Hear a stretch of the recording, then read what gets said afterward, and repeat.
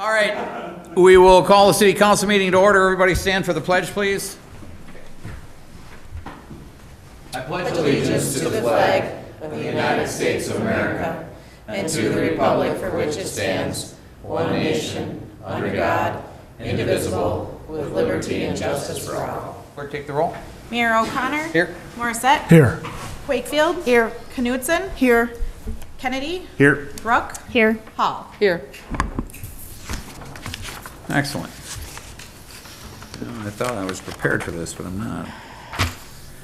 All right, so, excuse me, first thing up is comments from citizens present. This is your opportunity to talk about issues that face the city. The issues cannot be on the agenda this evening, and please keep it short. Please try not to repeat what others say, and also please identify yourself and come to the podium, identify yourself, and give your address. So, is there anybody that has comment? Any comments? Yes, come on up. Now, if you're here for the public hearing, that'll be next. Oh, I see. Okay. Thank you, Joyce. Any comments? Any comments? Any comments? Hearing none, we'll close that portion of the agenda. Next is the public hearing. And this is a public hearing on the Diversity Committee.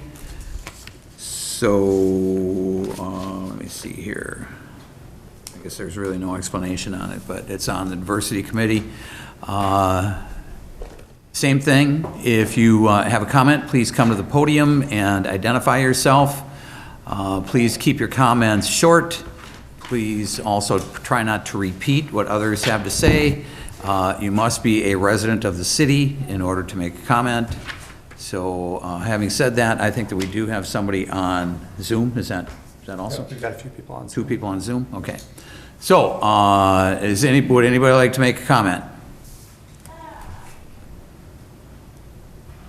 That's very annoying. Is this for the public hearing? Yes, it is. We do have somebody at the podium right now, so we're just going to hold off, and we'll do the person at the podium. Welcome. Identify yourself, please. Hi, my name is Antonina Kerner-McLeod. I live downtown here on Vine Street. I want to make a comment just in relation to the need for the Diversity Committee. I don't comment in general on, what the committee should do or how effective it has been or will be, but just the relevance of it. I'm a member of the Beth Emanuel Messianic Synagogue on 3rd Street here, and I just want you to know, and it to be a matter of public record, that we've seen a sharp increase in harassment, in some cases overtly anti-Semitic, and in other cases just plain heckling. In particular, there's been a sharp increase in the last 2 years. The most severe incident was in August, in the fall of 2021. I'd have to go back to look at notes, but just a series of altercations with a neighbor who lives at Orange and 5th Street. Series of altercations over a number of hours. Eventually, the police were called after he got in his car and was zooming around the synagogue parking lot really fast. But there's been just more minor things recently.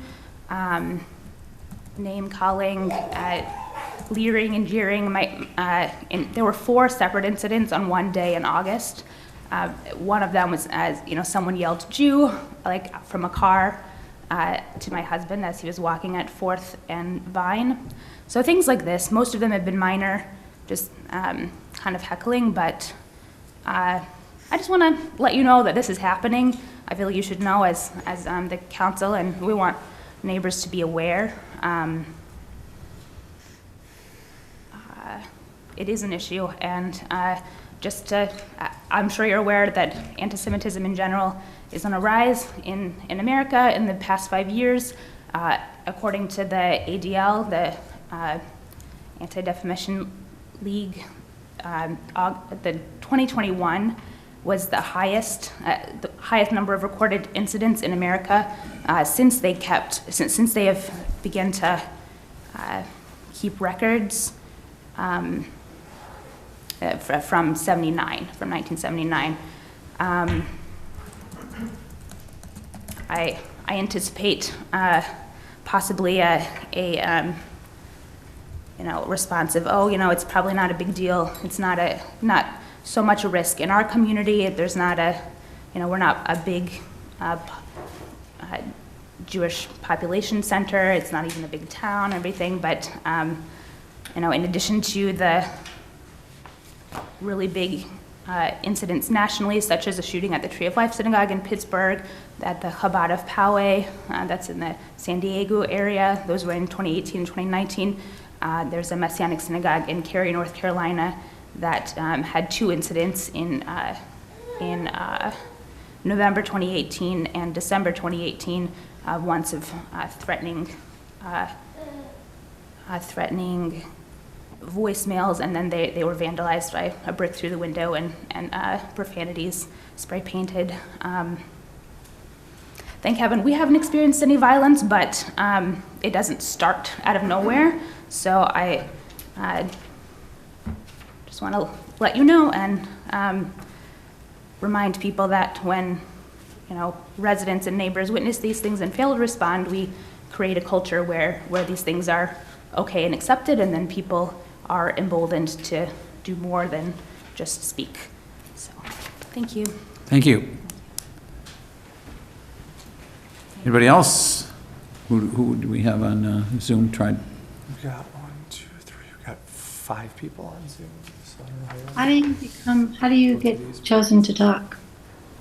I'm sorry, what?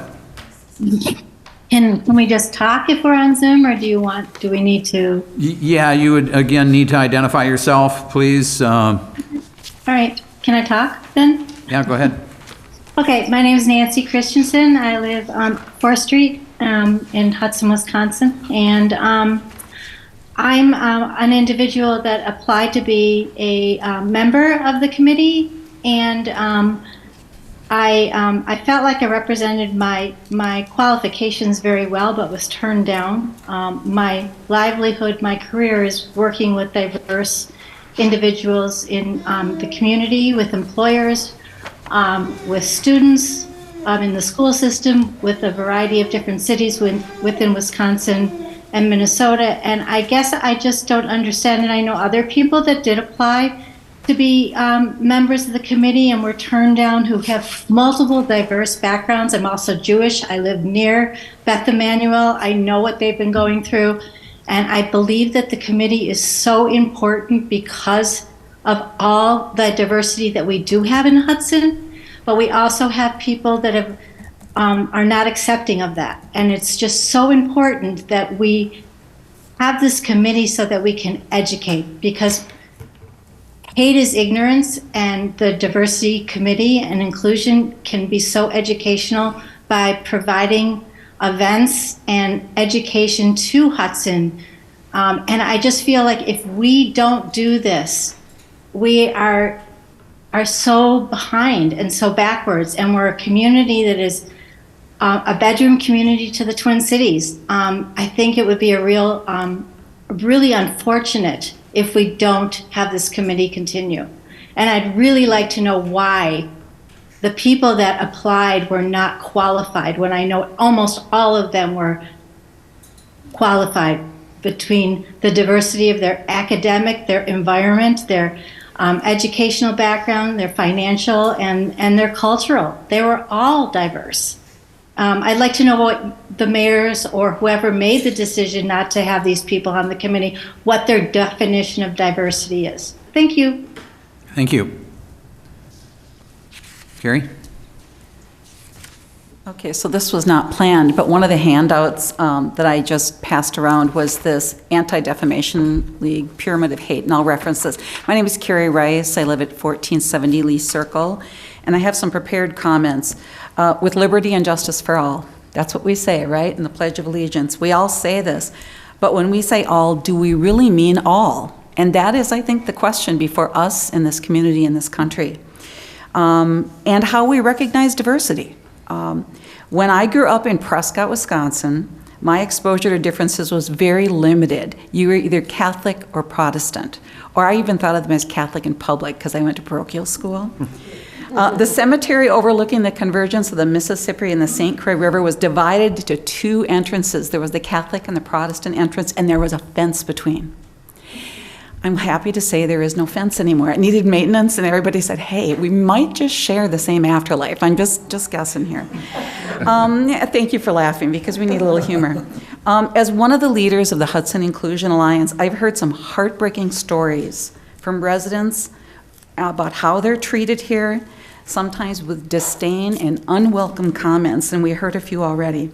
My family has personally experienced this. My 2 children are adopted from Korea. There's sometimes Asians are considered the invisible minority, but believe me, they're not invisible today. Some of the comments directed at them and my grandchildren include, did you come in the right way? Time to go back where you came from. Or, and they came as infants. So this is, and sometimes these are said at the worst possible day. I mean, we all have good days and bad days, but when this comes from, sometimes it really cuts. And another one, your people are bringing in the virus. That's kind of new. And yet, those kind of comments don't even scratch the surface. I've heard some things that I will not repeat because it might disclose who it came from. I encourage all of you to expand your definition of what you think of as diversity beyond race. You need to include all people when you look at this, not just those who look, love, believe, and vote the same way as you or even differently than you.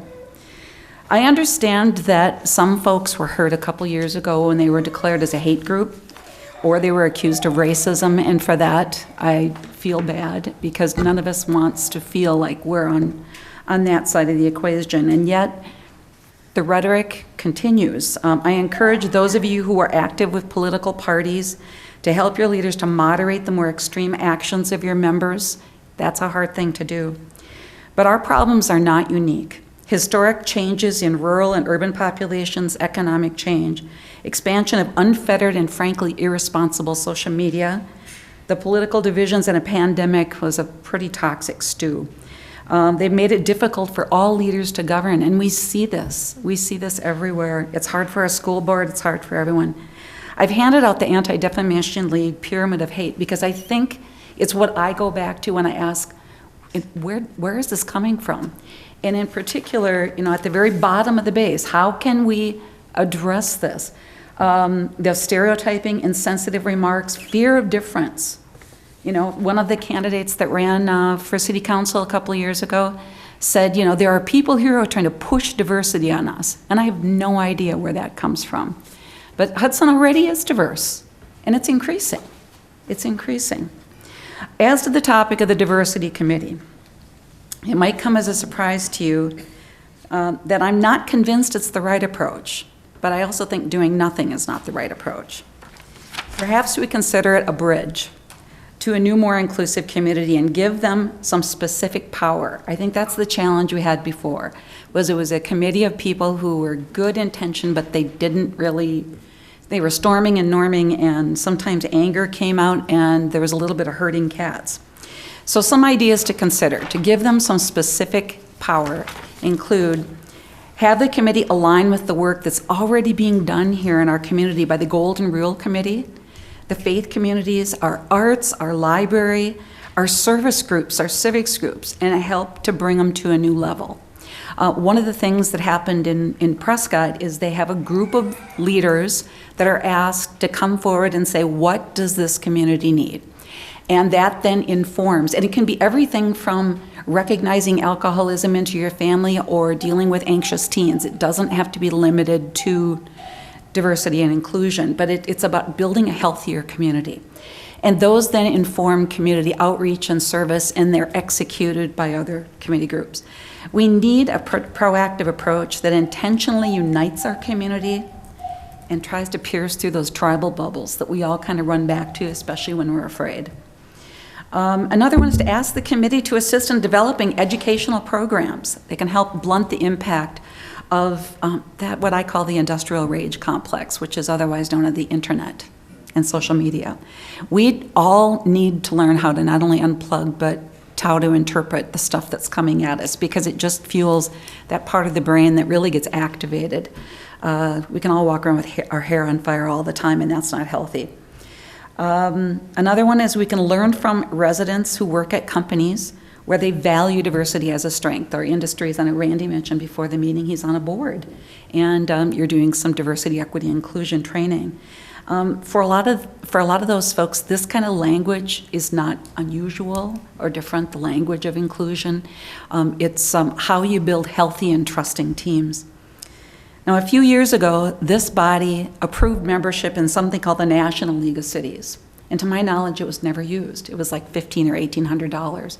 Access to a website, access to conference, access to resource. You know, it predates Erin joining the town, and I think we can look at that again and say maybe the diversity committee can look at that and say, what here can we plug into? What can we use? Including things like surveys and measurements. And then the YMCA. They've come before this group several times. The Y can help us to understand that we all have bias. We all have bias. If you exclude racism or any other ism and you say, well, wait a minute here, do I have bias? You very quickly learn that we do all have it, and it's something we always have to work on. It's kind of buried in our brain. One of my favorite quotes comes from George W. Bush. And he said, too often we judge others by their worst examples while judging ourselves by our best intentions. One of you asked, is this the business of government? My answer is an unequivocal yes. As leaders of our community, you can't outsource the culture. It's the job of all our leaders to tear down those fences that divide us and help to affirm that liberty and justice really means for all. If any of you want to meet with me individually, I'd be happy to do so. Thank you and bless you. Thanks, Gary. Anybody else? Can I make a comment? Yes, go ahead. This is Addison Filiatro. I live in Hudson. First, I want to thank Sarah Brook for redrafting the diversity committee proposal. I also wanted to thank Joy Knutson for reaching out to various people to get input. And I appreciate the guidance that's given into the new proposal, and want a couple of things to be added. That one of the guidelines would be to help with outreach to organizations that are available and help people find other people with similar backgrounds to make it feel more welcoming. And I appreciate the staggering of terms so there isn't turnover, because the 1-year timeline was difficult. As far as the 5 organizations that choose members, I would like to request that a high school senior be able to apply. This was a suggestion last time that didn't have follow through. And it's a great opportunity to have leadership at a youth level that can continue into their adult life. Furthermore, I would like there to be clarification for how members will be chosen within these groups, because there's the possibility of limiting who they might pick based on who's most involved with whatever the church, or who's most involved with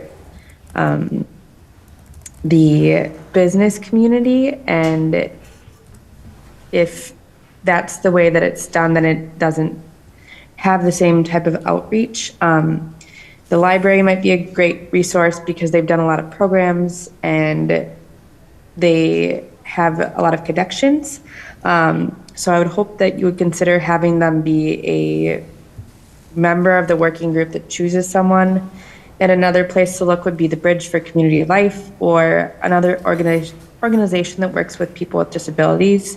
Since I understand that Hudson's a really old town and there's not always a ton that we can do, but they can have ideas to brainstorm for how to make the city more accessible.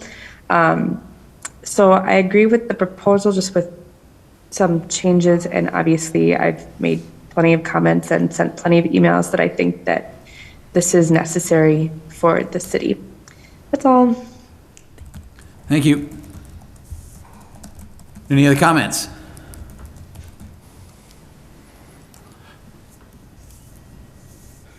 My name is Cy Houston. I live at 616 Grandview Drive here in Hudson, and I didn't plan to speak on this tonight, but as I'm sitting here, I'm thinking, how do I feel about this whole diversity committee exclusion? the fact that you somehow decided to not have a diversity committee was, one, disappointing and a little bit scary. We live in the fastest growing county in Wisconsin. And you know, and I know, where those folks are coming from. They come across the river from the Twin Cities, which is totally, it's one of the best places to run across diversity of all kinds. And to ignore that would be irresponsible on your part, because that's where our new residents are coming from. Recently, I was at a school board meeting because I wanted to speak out on some of the issues of school administration advice, actually a direction that came from the superintendent down through the principals to the counselors, that if you have a student, and the wording by the superintendent was, if the student expects something different than what their parents signed up for, we need to advise the parent. Well, that administrative gobbledygook, and I can tell you, I was a 30-year school administrator, superintendent, I know about administrative gobbledygook. That wording, actually, when the superintendent explained it, meant if you're a kid who feels like they might be a little bit diverse, and maybe they don't know what their gender is, and they don't want to be called by a particular name, we need to tell the parents. So if you don't want to come out, we'll come out for you. We'll come out for you. We'll set you up with the parents. That is not how you deal with these issues. And that's I spoke out there to say it absolutely makes no sense. It's the wrong thing to do. To ignore the issues of diversity, whether it's gender or race or religion or school of thought, is very dangerous. We have a past president who just recently hosted men who said openly anti-Semitic views. Yeah, that's it. That's cool. We're white Americans. We're nationalists. We think that ought to be, white men ought to run this country.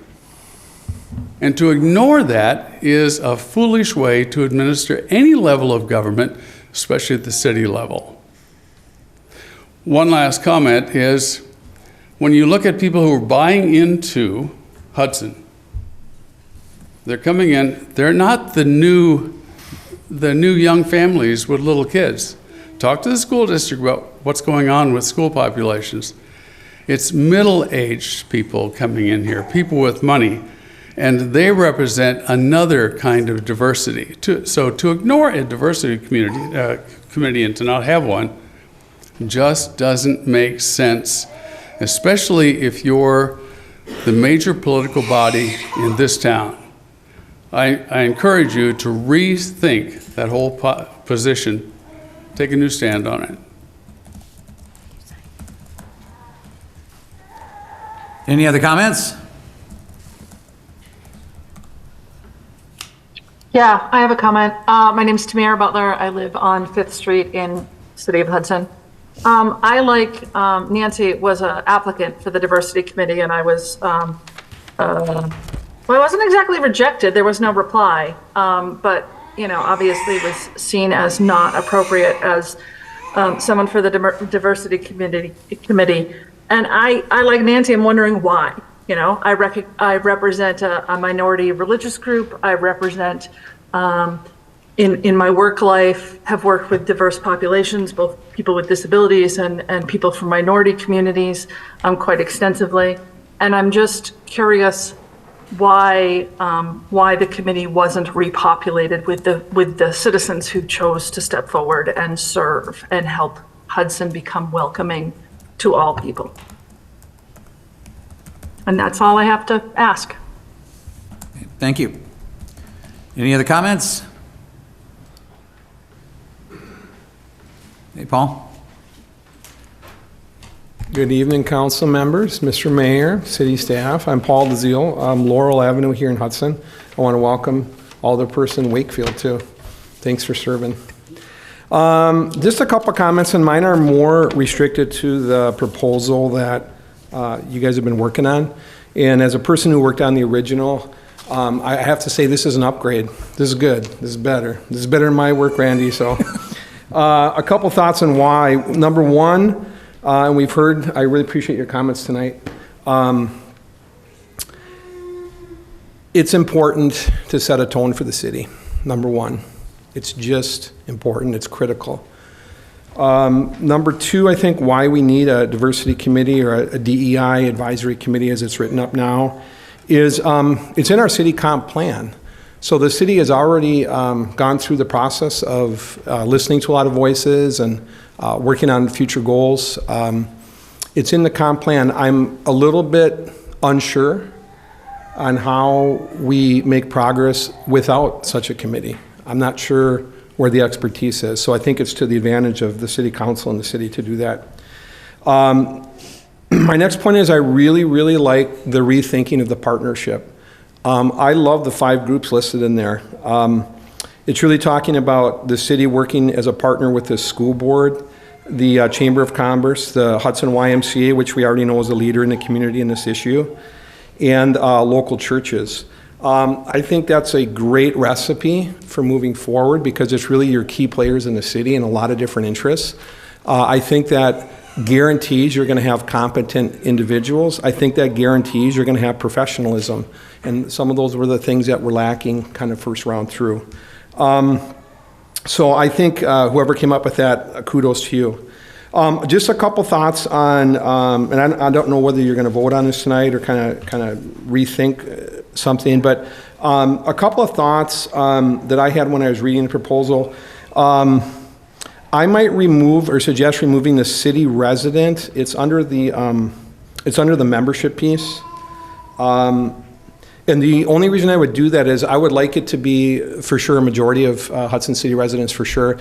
But I remember last time around, Chris Koss from the YMCA, who's the director, applied or wanted to apply. He looked into applying, and he doesn't technically live within the city of Hudson, and so he couldn't be on it. But I'm thinking, why would we not want the best people who are really involved in Hudson, like the Y, on the committee? So I might relax that or maybe take that line out and just say, you know, it's got to be people vested in the city, but maybe they don't live within the city boundaries.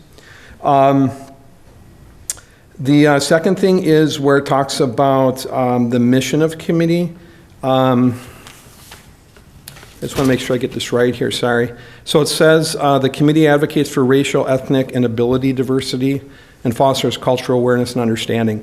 Just an encouragement to broaden that a little bit. Some of the people here said this already, but you might want to think about adding in age, for example. You might want to think about socioeconomic status, for example. You might want to think about the LGBTQ community, for example. You might want to think about education levels. There could just be a little bit broader mission, I guess. It all depends on what you guys think is best, right? And then 2 last points. One is I love the 5 partnership working together. You may want to consider adding just a at-large member. Again, we've heard some people who wanted to be on the committee tonight, and I don't know if there would be a way, if you're not a member of these, you know, specific organizations, or at-large member, 2 at-large members, something like that. Again, then you'd have to open yourself up to the process of how you choose those, so I understand that that's a difficult thing. And then the last point is just, it's just strictly encouraging. I want to just say, diversity works hard. It's hard. We struggled the first round through with this, but I'm glad we tried it.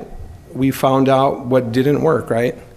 But that doesn't mean other things can't work. And so I just really ask for your commitment as city leaders. And I know you all care about the city. I worked with a lot of you guys. I know your heart is in the right place. And so I just want to say this isn't easy. Diversity, you don't like flip your fingers and go, here's in 6 months and we have no diversity. You know, it's not like that. It's not a magic wand. It's a commitment level. And I know, Mr. Mayor, I know you have a real commitment to this, and I admire that. I know that you worked on the campaign for the first black mayor first black city council member in St. Paul, right? Years ago, which I totally appreciate. So I think that your commitment and leadership will be really important too, and just trying to figure out kind of the next way forward. So I just encourage you all to keep working. It's hard work, but if we're on the right track, good things will come. So appreciate it. Thank you guys for your service. Thanks, Paul. Anybody else? Any other comments?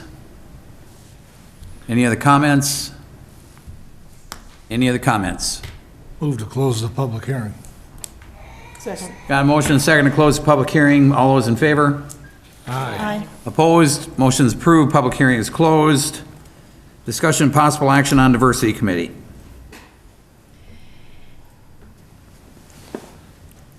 Well, if I can just start off by thanking people for coming tonight, because I know how hard it is and what sensitive topics were shared and immense courage. So I am grateful and appreciative and have heard what you have shared. And it affirms to me that we do need to keep moving forward. And perhaps you've all had a chance to review the updates to the existing or to the prior Diversity, Equity, and Inclusion Committee that we started with. And I guess I'd like to get feedback on what we heard tonight and people's opinions on it. But for me personally, this public hearing affirms that we absolutely have to keep moving forward and that this is super hard. And but all good things are. All good things are. And we are the leaders, and we've heard from folks that they would really like this to continue.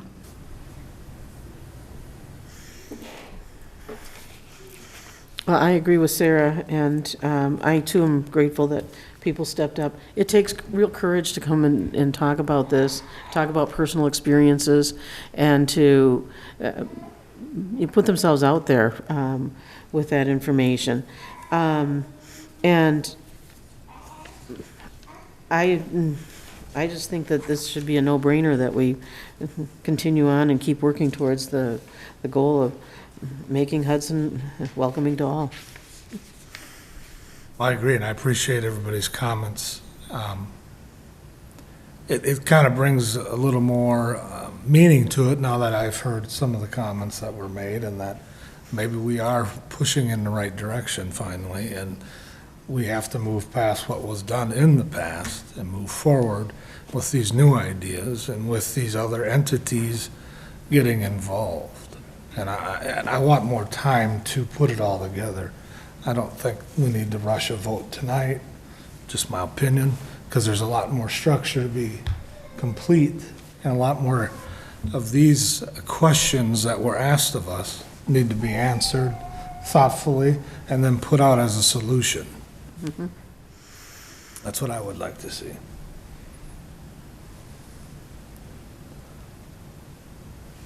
Well, last time we had several of us that got together to go over the proposal and to refine it, and I'd like to suggest that we do that again, that those of us who are in favor of it get together to go over the proposal and refine it. And perhaps if it's going to be a situation where we do have a quorum, we could, Well, we can make it a public meeting and invite the people who have come here to make their comments and ask them to be a part of this as well. I mean, that's the goal, is to get people involved in making the city better.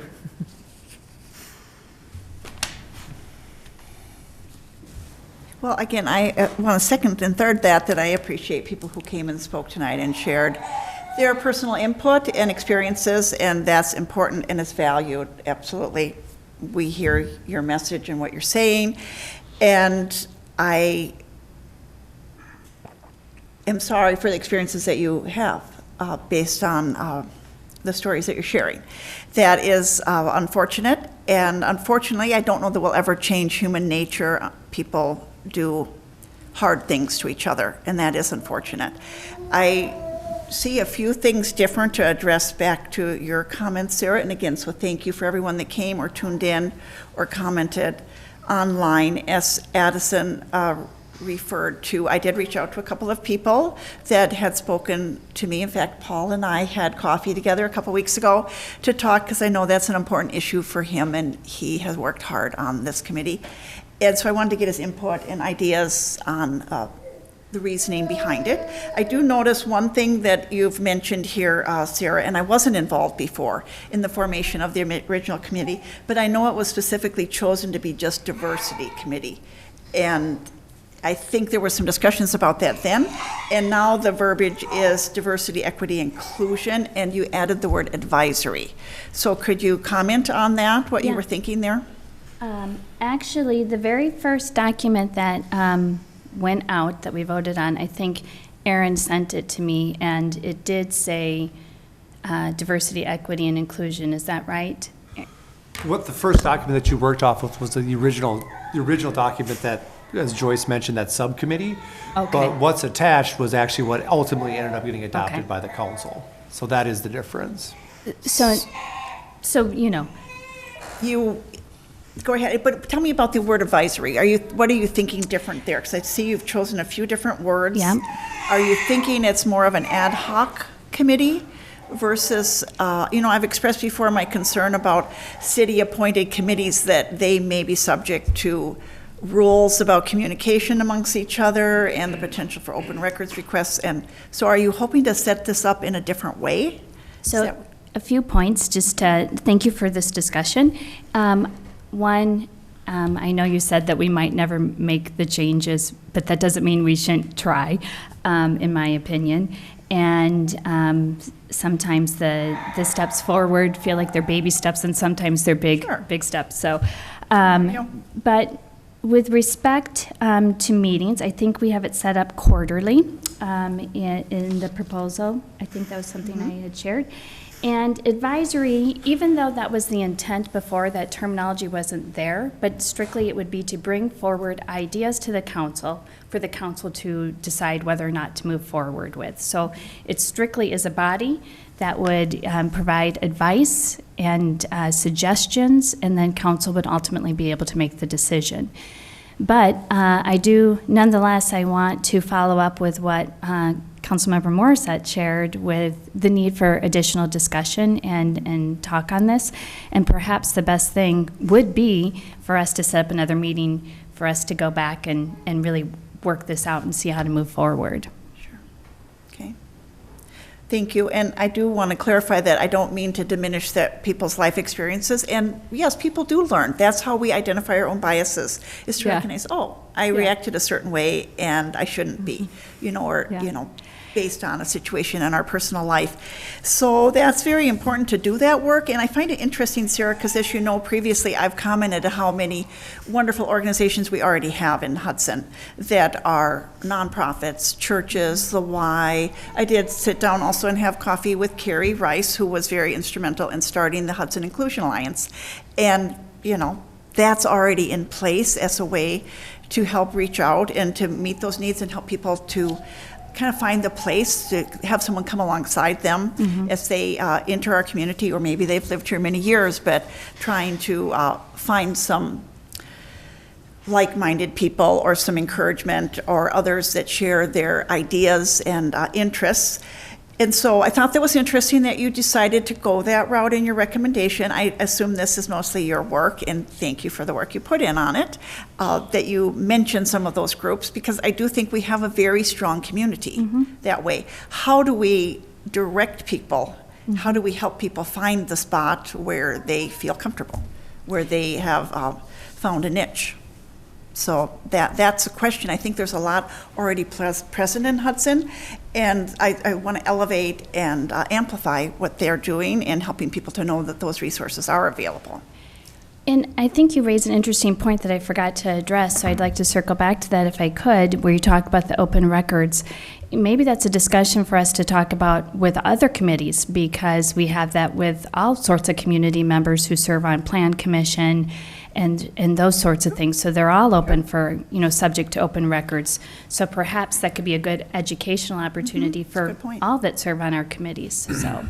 From a drafting perspective, with respect to this draft, I do think it's important, particularly if you wind up with membership that includes individuals who are selected from by other organizations within the community, that we make clear that this is a committee of the City of Hudson, so that there's no ambiguity as to the fact that it is a city committee and that it will be subject to open records and open meetings, subject to notice requirements. Because I think the distinction that you've referenced is that your other committees are city committees. And I'm pretty certain from the draft here that the intent is for this committee to be a city committee as well. But we should just make that very clear, just so that there's no question of moving forward. And a community member tonight raised the topic of potentially having somebody outside of the city limits.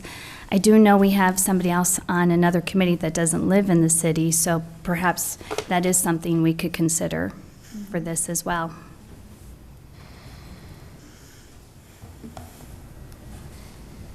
Yeah, and as I read through this, and thanks for the works, I compared the two, and like Paul said, it's an upgrade. No offense to Paul's earlier work, but back to Paul too. I think we all, 99% of this document, I think we all agree on. I won't speak for everyone, but I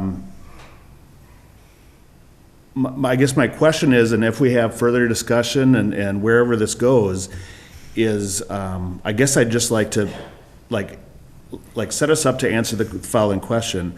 Does this need to be tethered to the city? Does this need to be a sitting committee? What gets accomplished with that can't be accomplished with the YMCA and other religious groups? You refer to them as a social institution serving our community. I just don't see the city, this building, these 6 members, the mayor, I don't see them as a social institution necessarily. I think we're separate from what the Y does, what the library does, and what religions do. So again, my question I think would be, that I need answered, is why does this have to be tethered as a sitting city group as opposed to a social group?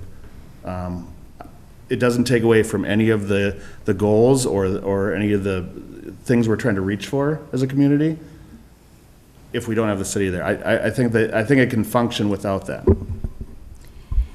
And I'd be happy if anybody else wanted to weigh in this, but I think government is part of social change, and if government hadn't done some change, there might be 4 of us that wouldn't be sitting here. But I don't know if that was the government or the people. I think social change forced the hand to the government, and we have an open mic night every 2 weeks here, that when there is an issue, no matter what it is, that people can come up and they can even zoom into it. So I totally follow what you're saying, but generally it's the social grassroots groups that force the hand of the government to say, we're either outdated, we're doing something wrong, or we have the wrong beliefs, etc. And that's where the change comes. Maybe that's what happened tonight. It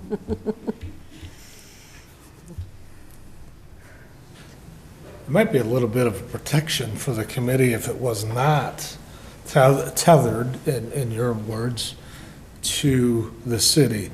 Because regardless if it was ad hoc or advisory, still open records law. Now, I don't know how the YMCA works, or they're a private or whatever. Might be a little more protection for members if that's a concern. You know what I'm saying? Because I'd hate to have somebody's personal life dragged out because they're volunteering to do good for the community. And then for some hateful reason or something gets drawn out under a public records request. That would look terrible. Well, we all take that risk. And some of the things that having the city sponsor it, first of all, we'd have city leadership to be continuing to look at it and see the it's on the right track. They'd have a place to meet because they'd be able to meet here in City Hall. You know, it's possible too that there might be some grants available or something like that, where if we've got a city committee, we might be eligible for those. I haven't looked into anything like that, but you have to have you usually have to have infrastructure in order to. We could have city representation on that committee to keep us informed. Okay.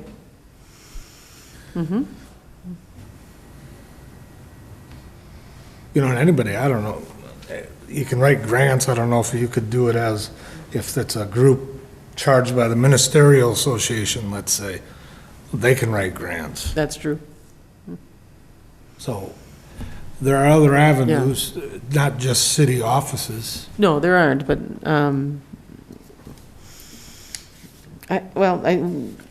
it sounds like we need to digest this and continue working on it and just get a more defined proposal. It's a lot better place than we were. And I thank you too for the work you did. But there's a lot of questions to be answered, and we have to do it right. Well, I'm totally happy to keep doing some more legwork on this, and perhaps I could work with our city attorney and with Aaron on trying to address some of those concerns and bring back a more detailed approach and potential ordinance if folks are thinking that that is the right step to go. It is certainly, I think we've heard from enough folks. I think the initial concern was that there wasn't issues happening here, and I do think there are issues happening here, and that it's important that we do step in front of that. And I'd like to see us continue moving forward with this. And obviously, so would the citizens that we represent. And someone made reference to our comprehensive plan, and there are 7 core commitments in there that was approved by the Plan Commission, that was approved by the council, that is to direct us through 2040. And it's what our community has asked us to do.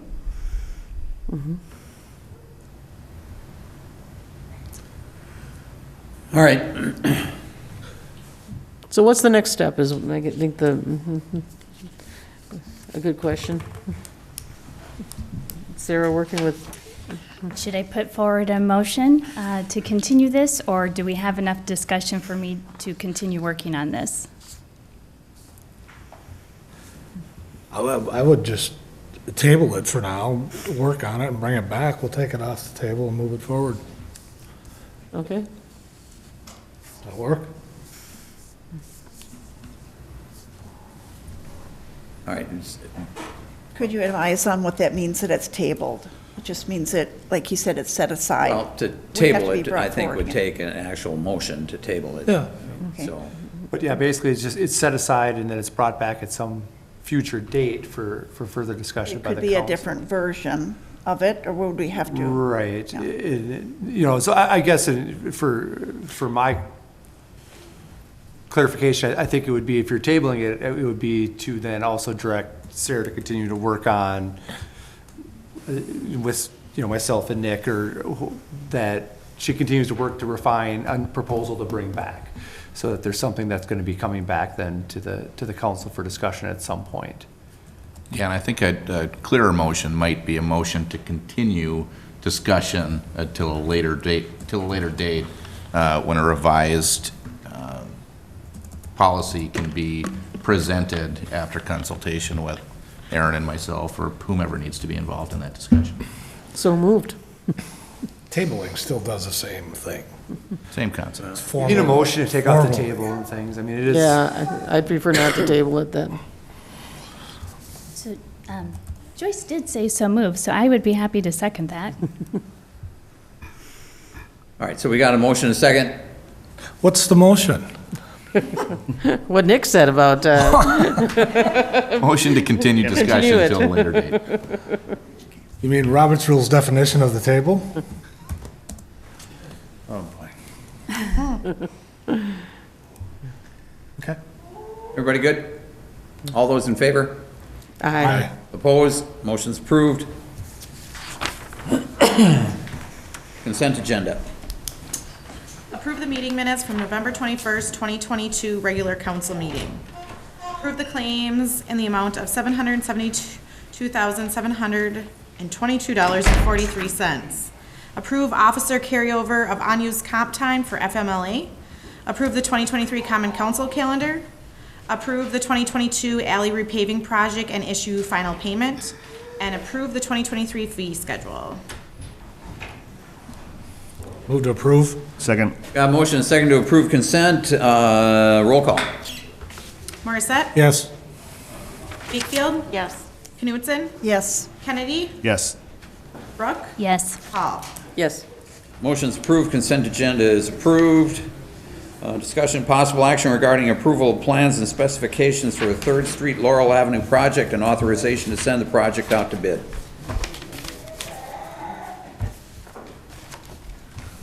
Dean? Good evening, council Evening. members. So let me get my plan sets together here. So before you tonight, first project that we have, we're looking for approval of plans and specifications for the 3rd Street Laurel Avenue project and authorization to send the project out to bid. We've completed the revised plans for the 3rd Laurel project, which includes essentially what we had previously discussed, which is reconstructing the area around the bluff that's the retaining wall is failing around the corner. But then because we've had this extra time to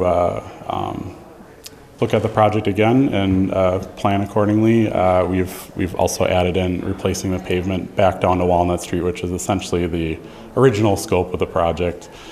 And the pavement heading down the hill is not in good shape, so we feel that it's worth taking advantage of the larger project to get that all done. So you got a link to the project plans and specifications in the issue sheet. So we have budgeted for this project as has been approved in the 2022, or excuse me, the new CIP. Which carried over money from the 2022 CIP that we didn't use because we didn't construct the project this year. And then also we have a local roads improvement program grant for almost $500,000 to contribute towards this project. So if the plans and specs are approved tonight, the project would go out to bid sometime in the next week, and then bids would be opened at the end of January, and then the bids would be considered a Public Works Committee in February, and then hopefully approved by City Council in February as well for construction in the spring. Any questions? Oh, actually first before that, usually our process is to take the Public Works Committee first before coming to council. Because this is my last meeting with you guys tonight, we felt that it'd be worth it to have this come before council while I'm still here, so that I can adequately answer any of your questions while I'm still around, in case there's any changes that need to be made or any comments on them. So with that, any questions, comments, concerns? Was there a start date on the bid? We have not written one in yet, but we can if that's. I think getting it done sooner than later is probably a good thing because that's my point. Issue. So, I would. Yeah, we can certainly put that in there. And I wouldn't start the project probably sooner than April or May 1st or something like that, because you can't really do too much in the spring while it's still melting and all that stuff up there. But yeah, we want to make sure that it gets done early in the construction season if possible. Yep. I'll move we approve it and with an early start date. I'll second to be that. determined by staff before you leave. Will do. Is there a second? I'll second that. We got a motion and a second to approve. Discussion? I'd like to make a couple of comments. First of all, I wanted to thank you, Dean, for your service to the city, and we will miss you as our city engineer and wish you well in your next position. We did waive, the 3 Public Works meeting members here waived our chance to talk about this, but we have talked about it before. Sure. But yeah. Dean and Mike had come forward with the idea that if we discuss it tonight, it'll be more efficient. We'll get the bids rolling sooner. And so as a group, we have discussed a number of these.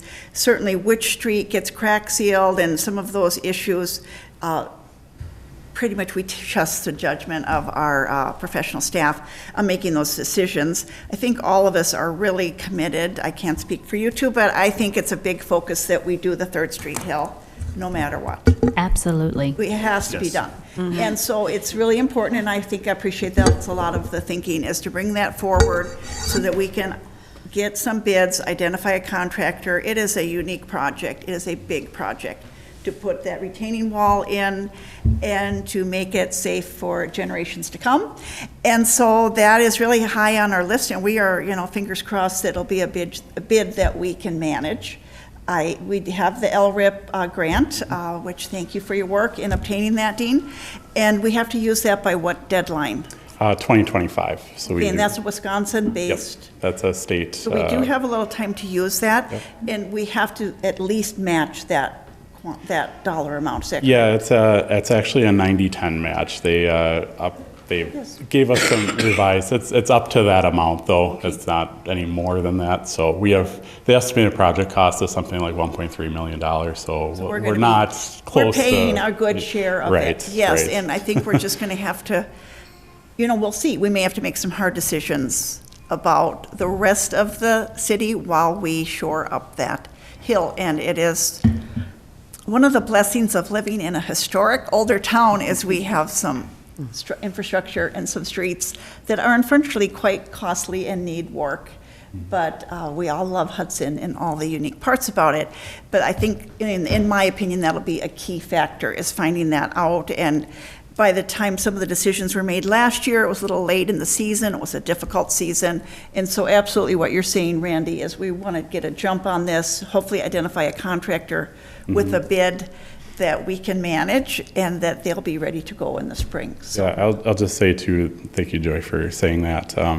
We're hitting the bidding season at a really ideal time now versus the last time we put this out to bid was a bit late in the season, so to speak, for bidding. So, and I don't know what material and labor prices are going to be in the spring, but I think things have cooled off a bit since the hecticness. Yeah, I'm not gonna but from what I'm seeing, it looks like things have cooled off a bit, at least for those prices. At least the skyrocketing has kind of plateaued, hopefully a bit. So that will hopefully mean better prices for these bids and more availability for contractors to do it next year as well. Anybody else? All those in favor? Aye. Opposed? Motion's approved. Thank you, Dean. And also, thank you so much for your service here to the city. You've done a great job. Thank you. You will be missed. Thanks for being here tonight. I appreciate that. And best wishes in what you do in the future. Thank you. I appreciate it. Yeah, thanks. Thank you. I've got the next one here too, so yeah, that's why I'm still here. Don't want to wear out my welcome, but yeah. I thought you were crying. Yeah. I was worried I might forget. Discussion and possible action regarding approval of plans and specifications for the 2023 street maintenance project and authorization to send the project out to bid. All right, so again, this one is one that we've been working on for getting out to bid yet this winter here. You're provided a link to the plans and specifications, but just to for the sake of everybody here, we're looking to, that's our street maintenance project. Usually involves crack filling, which is like what it sounds, filling cracks, and then chip sealing and fog sealing. So that's essentially adding in a layer of oil, adding rock on top, and then the fog seal comes back and adds another layer of oil on top. Kind of makes a new driving surface that can be weared on instead of the old pavement, and that usually lasts 5 to 10 years, kind of depending on how much traffic is beating down on it. So we try to do these chip seal and fog seal projects on streets that have decent to good rated pavement, because what you're sealing underneath is what you're sealing underneath. So if you're sealing good stuff underneath, that keeps the roads in good shape for longer. If you're trying to seal roads that are not in good shape, then they don't last as long anyway. So there's a list of the streets that we're looking to do in this issue sheet. Other than that, I will take any questions. What was the total cost on all these? For all of these streets, I believe the construction cost was close to $800,000. I've questioned this many times over. We're doing newer streets that were just done again and others, it just, when we have failing streets, could that money be used better off? It's a catch-22, I get it. But there's a lot of new streets, Darnold Drive on there, South Point, Summit Ridge, they're new.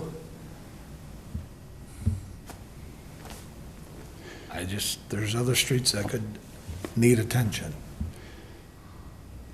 Well, so staff's recommendation is that we want to keep those streets in good shape. And obviously it's up to the council to decide whether that's the priority you want to set or not. But it's so much easier to keep a good street in good condition than it is to take a bad street and put it into good condition, if that makes sense for it's like you said, Randy, it's a catch-22. We're trying to maintain the good ones while we are dedicating more funding starting now next year to do better reconstructs on some of those worse ones, so then we can do more of this to those in the future, which is cheaper. So we're sort of rolling through it as we go here and adding more to it, but we are going to be able to do more work on these worse streets moving forward with the additional funding we're approving. And then that way in the future, you'll see those get added to this rotation. So, we're getting there, and, it'll take some time. More money you throw at it, the better we're at. Yeah. More we can do. There's just, Aaron, if I could just clarify, and Randy, you and I are on the same page on this one. We normally always are. We say it differently. Okay, anyways, moving on. Aaron, you said that we're working towards getting that, but right now with the money that we've earmarked or set aside or budgeted for 2023, these are the roads and streets that are being done in 2023. With this work, but because we have additional money now, we're going to do more of that reconstruct sort of thing on the bad streets like Randy's talking about. So we're still addressing the bad streets now because we have more money to do so. This is for these projects. This isn't everything that we're going to be doing. This is 800 and some thousand of that roughly $2 million. So there's still 1.2 million that's going to be used for other sort of projects next year too, and those will be coming forward in the future. Mm-hmm. You mean Green Street? She wanted to approve Green Street. So we're definitely doing both. All we're approving tonight is these sort of projects. Okay. But we're also using that additional money that was approved by the council with the CIP to start addressing some of those roads that Randy's talking about, so that they'll be in better shape, that we can actually add them to this sort of list versus not wanting to do them, not wanting to throw this sort of project and money on top of a bad street that's going to go bad again quickly. Instead, we're going to take that new money, fix those streets, and then add them to this list where we can keep doing them and maintain them longer. And there's a chance that our projections that we have, we might have access to more money, and we made the commitment at the last meeting to relook at that in case there's more money. Yep. So that we could make sure that those streets that are in dire, a little bit more dire, and maybe aren't the arterial streets or the busy streets, but yet very important. Yep. So when do you set priorities for the new money? Pardon? When do you set the priorities, streets, with the additional money, the new money? At Public Works Committee. Yes. And, Public safety or what? I love having this discussion with the group, and I think it's important that we talk about these issues as a group and not just one committee, approves it, but we did, again, forego the opportunity to discuss all this to expedite the bidding process, and we will keep, and we want the input, and we're gonna have to see what the prices are and things, and staff recommendations on how we do spend the additional money. Certainly, as refer to my prior comments, I do think we have to sit tight until we see what 3rd Street Hill is gonna cost us, and be prepared to pay for that work.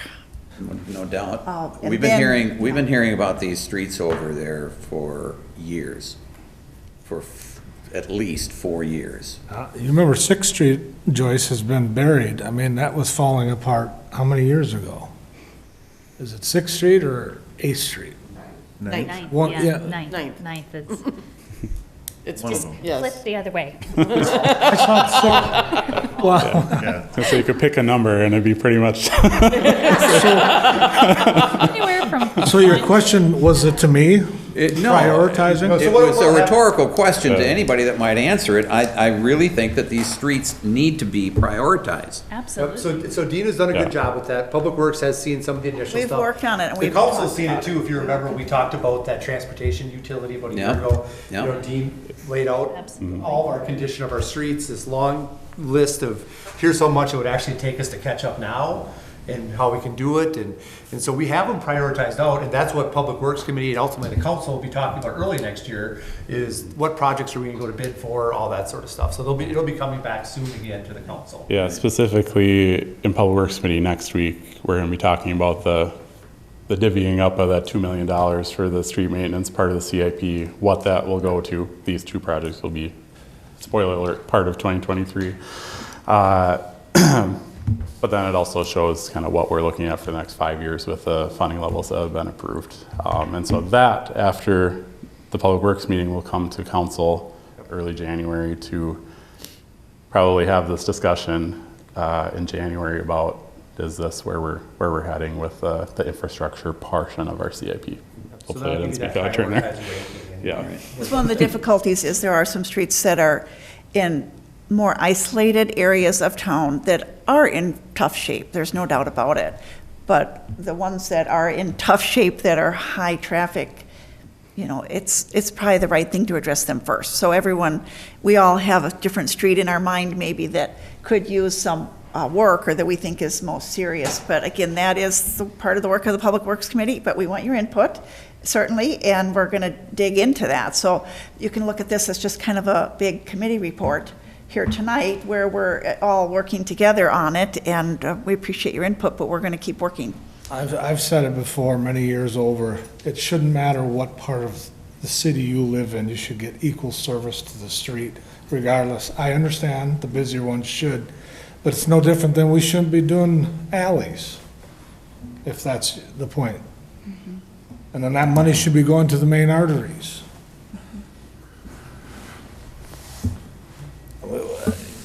I mean, when was this list put together? Have we seen this before? The maintenance? Randy, it was put together, I will go back again. It would have gone to Public Works this month. This Well, one? Yes, this list. So this is the first time? Well, we got- yes, and we have discussed them in some generalities, but again, professional staff has a ranking, we have the PASER ratings, I know you know all those details. We would have worked it through as a committee and discussed it and hashed some of it out, but because we wanted to utilize Dean's expertise, because Yeah, I get we will that. soon have to contract for a city engineer until we're able to hire someone.